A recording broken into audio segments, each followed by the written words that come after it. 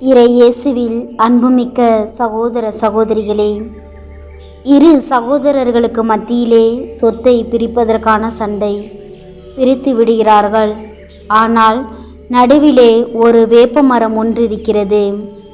இந்த மரம் யாருக்கு சொந்தம்? அவர்களே தீர்த்து கொண்டிருக்கலாம். ஆனால் பிரச்சனை இன்னும் அதிகமாகி நீதிமன்றத்திற்கு போகிறது. லட்சக்கணக்கில் பணம் செலவழித்து வாதாடி கொண்டிருந்தார்கள். அந்த மரத்தினுடைய மதிப்பு ஒரு 1000 ரூபாய்தான் இருக்கும். லட்சக்கணக்கிலே இருவரும் செலவிட்டு கொண்டே இருந்தார்களாம். நமது வாழ்க்கையிலும் கூட சிறு சிறு தவறுகளை நாம் சரி செய்யவில்லை என்றால் பெரிய பெரிய ஆபத்துக்களை சந்திக்கக்கூடும்.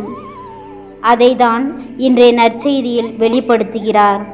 லூக்கா நற்செய்தி 12ஆம் அதிகாரம் 54 முதல் 59 முடிய. உங்களுடைய வழக்குகளை செல்லும் வழியிலே தீர்த்து கொள்ளுங்கள். இல்லையென்றால் நாம் சந்திக்கக்கூடிய ஆபத்துக்கள் மிக மோசமாக இருக்கும். இது எதை பிரதிபலிக்கிறது என்றால், நாம் வாழும் பொழுது அனுதின தவறுகளை சரி செய்து கொள்ள வேண்டும்.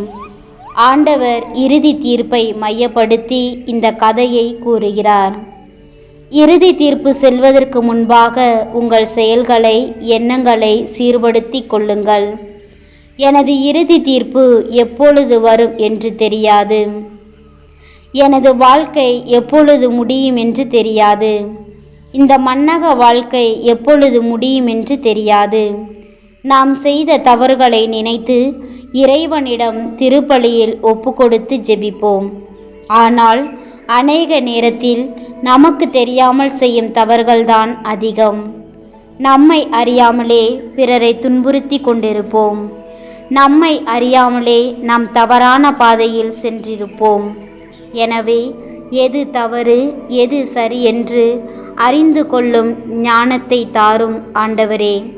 சிந்தித்து செயல்படும் திறனை தாரும் என்று ஆண்டவரிடம் நம் தவறுக்கு மன்னிப்பு கேட்போம். அந்த தவறுகளை திரும்ப செய்யாதபடி நாம் திருத்திக் கொள்வோம். இன்றைக்கு நான் செய்கின்ற தவறுகளை செய்ய மாட்டேன்.